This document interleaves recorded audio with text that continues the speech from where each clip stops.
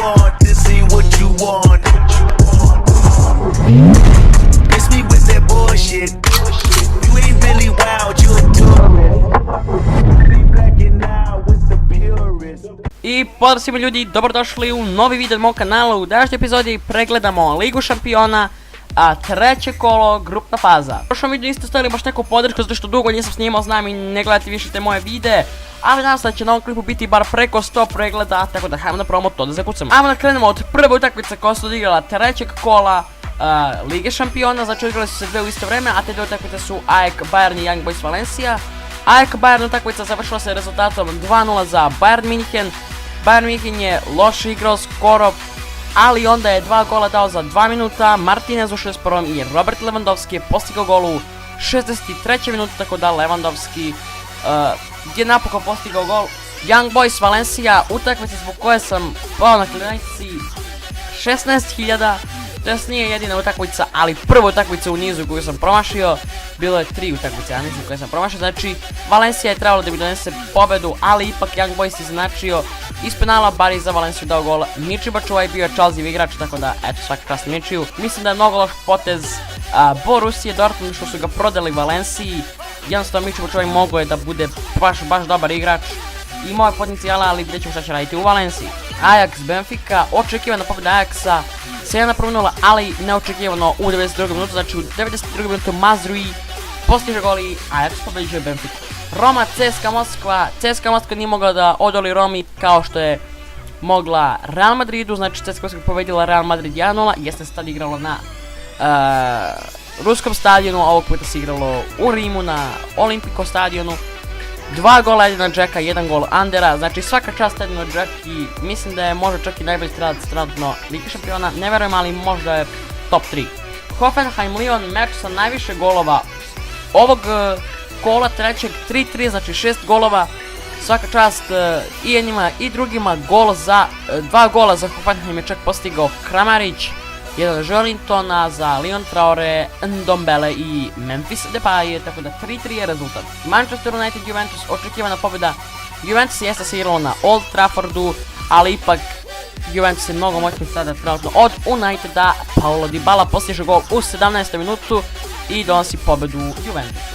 Real Madrid Viktorija Plzeň, 2-1 za Real Madrid, mučili su se čak protiv Viktorije Plzeň, jednostavno ne znam šta se dešava sa Realom trenutno, ali eto, postigli su gole Karim Benzema u 11. i što najbitnije u 55. Marcelo, kad neće niko drugi, onda će Marcelo, a za Plzeň postigli gol Hrosovski. I zadnji meč utorka, Manchester City Šahtar, 3:0 za Manchester City. Šahtar igrao na zamjenskom stadionu, to jest na Metalist stadionu, i njihov stadion je NSK, ne, to je nije bitno. Za City su gole postigli David Silva, Laporte i Bernardo Silva. David Silva je započeto u 30. minutu, tako da ajmo na sljedeći dan, to jest sredu. U sredu isti broj odigranih utakmica kao utorak, to jest 8, a prve dve bile su Klub Brugge Monaco i PSV Tottenham. Klub Brugge Monaco 1:1, očekivano je što se Monaco mučio protiv Klub Brugge, tako zato sam ja odigrao na kladionici ovu utakmicu dupla šansa x2, to jest da li će Monaco pobediti ili će biti nerešeno. U stvari se izvukao nerešeno, ali to mi ništa ne znači. Gol je postigao za Monaco Sila, za Klub Brugge Wesley u 39. minutu. PSV Tottenham 2:2, Tottenham je čak dobio i crveni karton Hugo Lloris je u 79. minutu izbačen zbog spoticanja, tako da šta radi Tottenham nije mi jasno. Dobro, izvukli su nerešeno u Holandiji, mada mogli su da pobede, to jest PSV je izvukao nerešeno. Za PSV dali su golove Lozano i De Jong, dok su za Tottenham dali Lucas i Hurricane. Barcelona Inter, meč koji je igran u 9. Barcelona je pobedila Inter sa 2:0, bilo je ono kao Inter is coming. Da, jeste, Inter is coming, dosta dobro igraju u šampionatu, pobedili su Milan 1:0 u italijanskoj seriji A, znači derbi Intera, to jest derbi Milana, tako da Rafinha i Jordi Alba su postigli golove za Barcelonu. Sljedeći meč, nevjerovatno šta se ovdje izdešavalo, Borussia Dortmund, Atletico Madrid, 4:0 za Borussia Dortmund.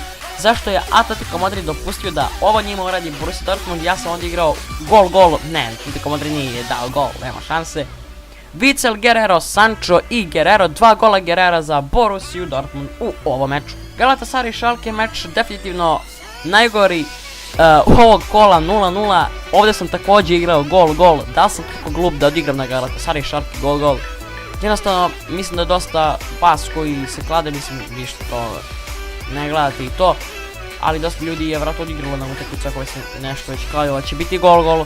Jer jednostavno ove ekipe daju golove i lako primaju, ali ne, ovog sad nisu ni davale golove ni primile. Sljedeći meč, Liverpool, Crvena zvezda, 4-0 za Liverpool, tako da šta da kažem, jednostavno mnogo je moćniji Liverpool od Crvene zvezde, plus igralo na Anfieldu, tako da ono, eto 4-0, čak je i Mane promašio penal, poslije se iskupio 2 gola i postigao Salahija na firmi. Tako da Zvezda je potpuni outsider u ovoj grupi, to se znalo već od početka, ali Liverpool, Paris Saint-Germain i Napoli se bore za prolaz dalje. Pretposlednji meč, Lokomotiva Moskva, Porto je savladao Moskvu sa 3:1 u gostima, što se definitivno nije očekivalo. Lokomotiva Moskva imala nevjerojatnu priliku, to jest Fernandes je promašio penal. Posle toga je Porto poveo sa 2:0, pa su se vratili na 2:1, pa 3:1 i tako se završio meč. Mirančuk je postigao gol za Lokomotivu Moskvu, dok za Porto Marega, Herrera i Corona, tako da dobro tako. I zadnji meč, Paris Saint-Germain Napoli, definitivno se ovdje PSG popustio u ovoj Ligi šampiona, trenutno se nalazi na 3. poziciji.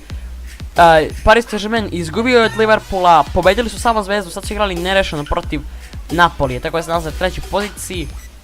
Za Napoli postali su golove Insigne i Mertens, a Di Maria je izjednačio za Paris Saint-Germain u 93. minutu kada je svoj ekipi donao jedan bod.